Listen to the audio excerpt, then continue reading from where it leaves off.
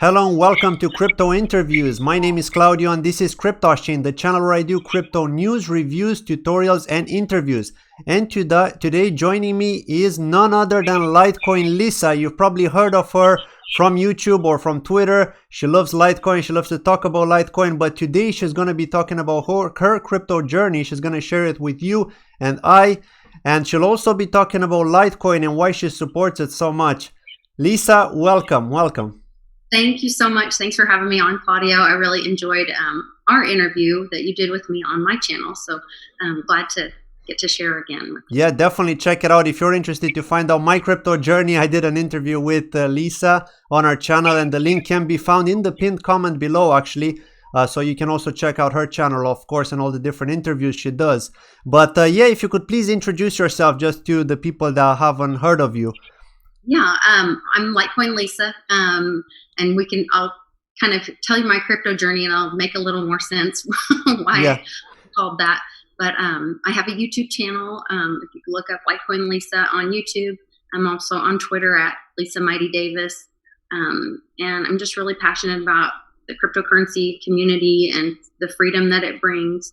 And just excited to be in this space and help tell more people about crypto. Definitely. So when did you actually get into crypto? When was the first time you've heard of cryptocurrency? So the first time, I don't even remember the first time I heard of it. I'd seen it once or twice on TV, but I didn't really understand, what Bitcoin was.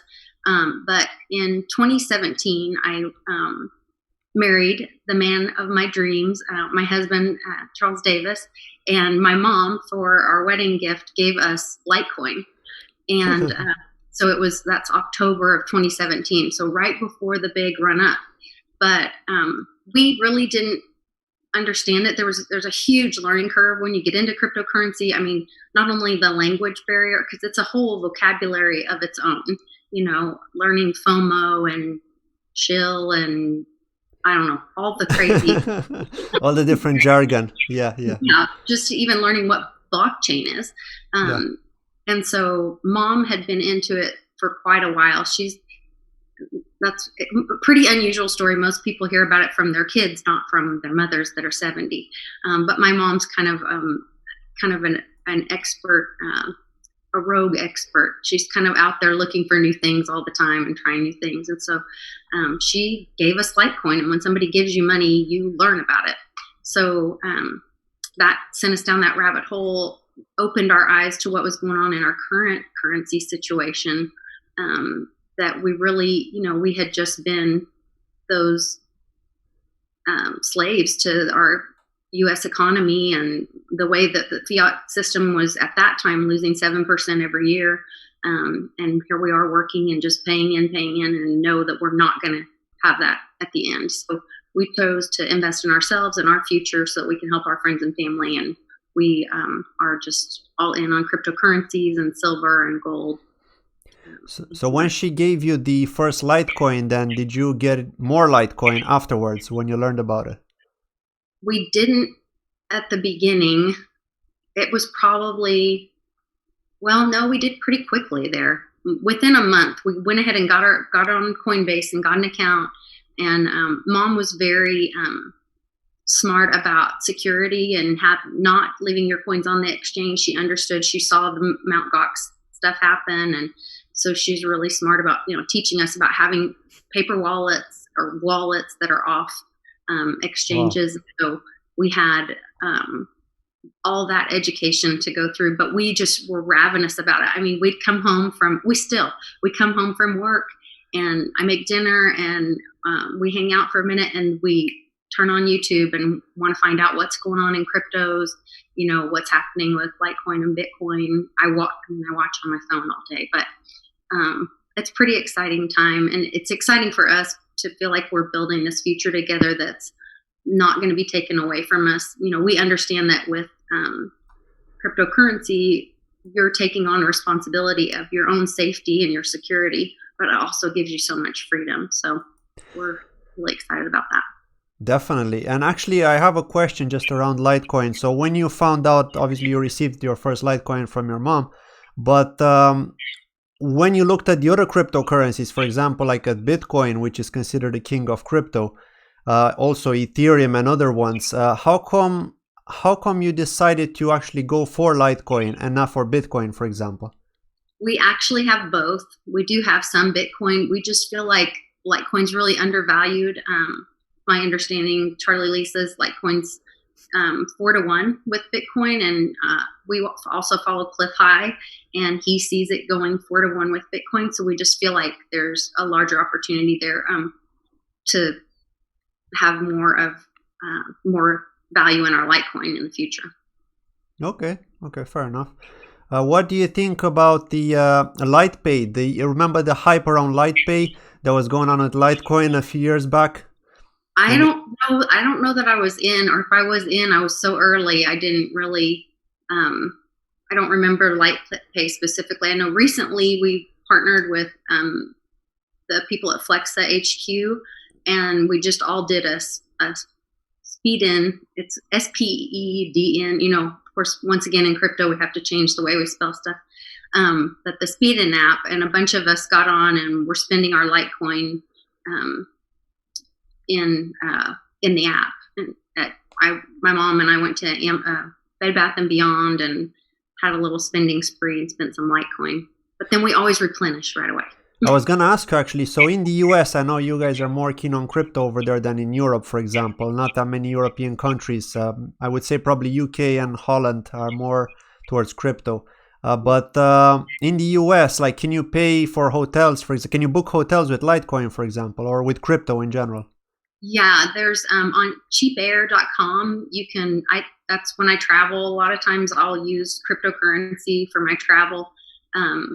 And then my husband's dealership, we have sold 3 or 4 cars already for Bitcoin, and they accept Bitcoin, Litecoin, and Ethereum at the Bob Moore Subaru dealership.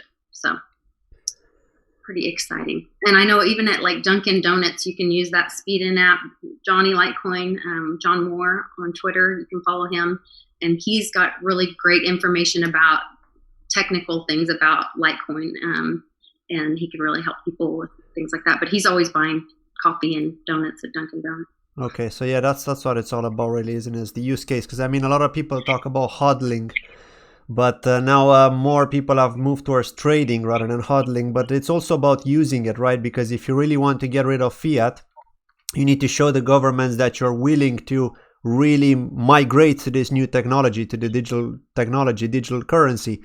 So the question is how many people will actually do it, because that's what we're struggling to get at the moment. It's adoption. But at the same time, I think it's growing slowly, right? Because if you're looking at what's happening, all these big giants are now looking into blockchain technology, like Microsoft, Google, Facebook with their Libra coin. And I know they're kind of struggling to get that on, but just all these different giants have caught an interest in blockchain technology and crypto. So I really think that it's the way forward. But my concern is more about the all the different ICOs, IEOs, and all that. I mean, how likely is it that those coins are going to survive for the next few years? Whereas with Litecoin, not that I'm trying to shill it or anything, but it is a safer bet because it is one of the top 5, top 10 cryptos out there. Now, as I was saying in the interview that we had as well on your channel, I do think that the top 10 are going to be the ones to survive. They're going to be hard to take down. But for the next question that I've got for you, actually, how do you think Charlie Lee will actually help Litecoin get adopted, based on all the news that you followed regarding Litecoin and the development? He's already doing that. He's been really heavily invested in, the foundation side. So there's the coin, and then there's the foundation, which are 2 separate things. Yeah. The foundation raises money for adoption and helps with different projects and partnerships to promote Litecoin. But the coin is the software, the blockchain, the technology that will never go away, no matter what. And so it is truly decentralized. The foundation is separate from it, but the foundation is doing some great work. They partnered with the Miami Dolphins to do a lottery. So that's being spread to talk about mass adoption. Think of how many eyeballs watch the Miami Dolphins, and they have a lottery that you can enter into. That's a fundraising thing, and you can pay with Litecoin, and so that's exciting. There's a lot of things, and then also they've committed to the Mimblewimble, which I think a lot of people are going to be interested in that privacy aspect. Privacy. I thought it was brilliant that they didn't make it, it's not going to be mandatory. So you'll have a choice to use your Litecoin on Mimblewimble or not. So, and that really keeps the SEC and all those, that it's not going to be only that privacy feature, use case. So I think that was really smart. I think he's always doing things. I think he's probably doing more things that we don't even know about, to be honest. But I really have a lot of respect for him and the whole community in Litecoin. Everyone really lifts each other up, and they know that together we're more. And so everyone's pushing and promoting and doing all they can. They really understand, they really get that whole decentralized aspect, and that we're all responsible for ourselves, and we're going to get out of it what we put into it, and we all rise together. So I love my Litecoin family. And just if you're actually new to crypto and you haven't heard of Litecoin, just so you know, you might have heard some rumors that it's actually a fork of Bitcoin. But the reality is that it's not a fork of Bitcoin. It is an independent blockchain, but the source code from Bitcoin was copied when Litecoin was created. So just to clarify that for any people that aren't aware, or just in case they had some doubts. I don't know if people know, but there are things that Litecoin has done as a test case before, like SegWit. They did on Litecoin first, and once it worked, then they implemented it on Bitcoin. And so Litecoin has led the way, not to put Bitcoin down at all. Litecoin wouldn't exist without Bitcoin, but I think they really complement each other, and together make this community stronger. Definitely. No, I agree. I agree with this. And just the fact that it's maintaining that strong position as well, it kind of shows you that the community is actually quite big when it comes to Litecoin. So to move on from Litecoin and just kind of talk about your personal life, like just about you, if you could please tell us a little bit more. So what do you actually do? I mean, do you work with blockchain? What? No, not at all. I am a mom of 5. I just had my oldest one get married, and my youngest one is 9 and in elementary school. So I stay busy doing that. I love doing my YouTube interviews. I do have a couple of projects that are in the cryptocurrency world that I'm partnering with and working with. Some things, I've got a project with Bitcoin Bend that we're working on with CoinFlip ATM. And I'm really excited. They just came on as a sponsor of my show, and we're working on another project together. And then I recently started a topical medical marijuana business with a girlfriend of mine. She's a licensed esthetician here in Oklahoma City, and we have a lot of topical products that help with different health issues that people have. And so that's been keeping me really busy. My background is in nonprofit work. I founded and ran the single largest volunteer effort in the state of Oklahoma for 13 years. And so I learned a lot of network marketing and organic kind of marketing. We had a very small budget. And so I learned to really leverage the nonprofit opportunity, partnering with big businesses, and really grew our nonprofit to the point that it was sustainable when I needed to step away when my daughter passed away, that we were able to pass that work on. And so they still provide all the Christmas gifts for the kids. They partner with the community to provide Christmas gifts for the kids in foster care every year statewide. So anywhere from 6 to 10,000 children. And then we do a graduation party for the kiddos that actually make it and graduate high school, because they're really special kids that have overcome so much. Typically 50% of kids in foster care will ever graduate high school. And so we really want to celebrate them, and we use that party as an opportunity to connect them with volunteers that hopefully they'll have a long-lasting relationship and possibly some support or somewhere to go for Thanksgiving or Christmas in the future. So I'm really proud of that work. But from that, I learned a lot of marketing. So then I started a marketing business, marketing skills. So I started a marketing business a few years ago, and was nationally recognized by Subaru for some of my campaigns, and have really enjoyed that too. So I'm kind of all over the place. And is the accent from Oklahoma similar to the one from Alabama? I don't know. I think it's different. I was raised in Houston, Texas, so my accent's a little bit different, but Yeah. Oklahoma and Texas are pretty close. Because you sound a bit like the people from Alabama. It just reminds me of this song. Because like I grew up in Ireland, and Uh-huh. we used to go to some of the local pubs in the village nearby, and they were always playing that song, "Sweet Home Alabama." I know that it's like we're in Ireland, but they were still playing the American song. But your Yep. accent is kind of similar to that singer's, so that's why. I think those guys are they from Alabama? Yeah, I guess they are. Sweet Yeah, Home Alabama. for Yeah, sure, for sure. yeah.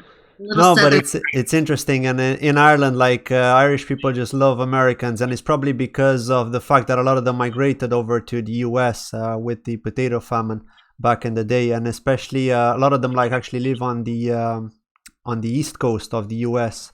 Most of them, I think, are in Boston, if I'm not mistaken. My grandmother was Irish, so Bryant was her last name. So I guess there's Nice. a little kinship there. Yeah, because almost everyone I talk to, like they always tell me, like from the US, they always tell me that they've got some Irish roots, either the grandfather, the grandmother, or the great grandfather or something, and in some Yeah. case even the parents. But it's interesting, like to see that how such a small country actually managed to extend so much in the Well, they US. were Catholic, and they were those fighters. They were strong and came over to America to have that new experience. And I think that heart of being an overcomer is is part of the American pride as well. And so Yeah, that's yeah, yeah, yeah. great legacy. No, definitely, definitely. No, that's great. That's actually good. Thank you for everything you've told me. But I do have one final question for you, which I ask everybody in the interview at the very end, and that is, what is one thing in life that you truly desire? Oh my goodness. I I would know say I leave people speechless sometimes with that that question. They're like, my mind goes directly to health. So yeah. uh, my little boy needs a heart transplant. Oof.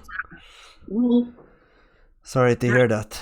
It's okay, tough. he's stable right now. We are making plans for him, and we'll list him when he's not stable, when he can't be stabilized by meds.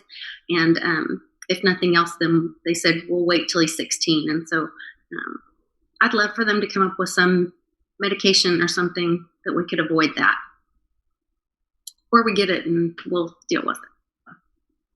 That was kind of Yeah. a downer. Sorry. Yeah, no, no, no. Don't worry about it. It's fine.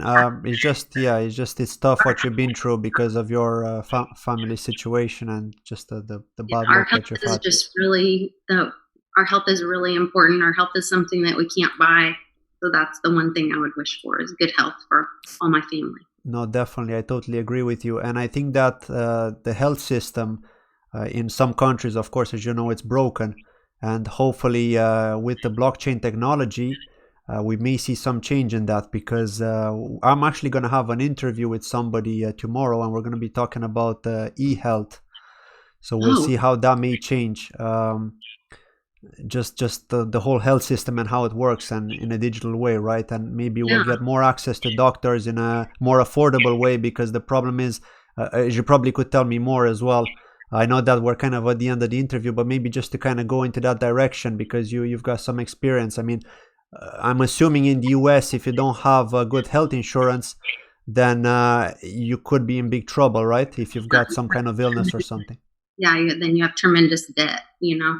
Um, we were blessed to have that our children that we adopted that were medically fragile, the state, because they're adopted from foster care, the state actually paid for. So Mia's heart transplant was almost $750,000, and then her medication every year was $70,000 a year, and the state paid for that. Thank God, because I don't know how we would have otherwise. And so the healths are just exorbitant, and it's because of the messed up insurance that's involved, that middleman that is now telling our doctors how to treat our patients. And actually, we started Team Mighty after my Mighty Mia passed away, and we fundraised enough that then our team was made Woman of the Year for Leukemia Lymphoma Society for 2019.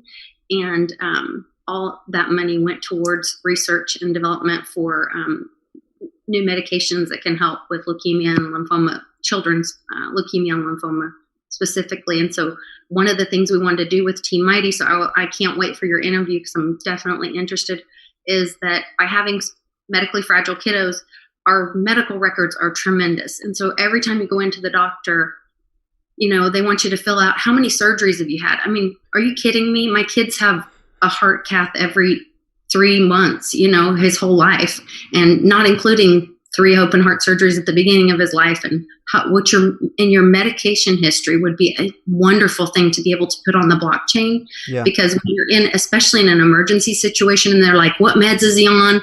And I have systems of my own, but to know that they were on the blockchain and that it was immutable and it was correct, they would be able to give my child the safest care, I would think. I know there are some issues of privacy surrounding that they talk about, like, well, if it's on the blockchain, then people can see it. But it's my understanding that you can encrypt it and put it on the blockchain. That's and so true.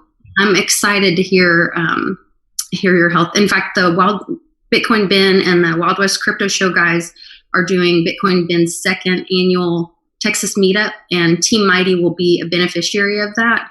And so they've got tickets are like $10 or something, and you can buy a t-shirt, but they also have influencer booths that influencers can come and be there and talk to their people at the meetup. They're anticipating thousands of people being there this year. So we're really excited about that. Where's that? Sorry, in which place? It's going to be in Kerrville, Texas. I'll send you the link so you can put it in the description, but it's Bitcoin Ben's Texas Meetup.com. Okay.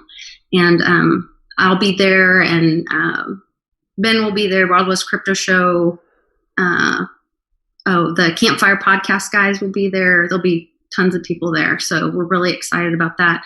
And that'll benefit Team Mighty and also the local Boys Ranch there in Kerrville. So sounds good. Well, thank you very much for everything, Lisa. It's been great talking to you and sharing your story and your crypto journey, and of course talking about Litecoin, which you really like and you really follow. And yeah, thank you very much once again for joining. And again, all the links can be found in the description and also in the pinned comment if you're interested to find out my crypto journey on Litecoin Lisa's channel. Thank you very much for watching, and I'll see you in my next video. Take care. Bye bye.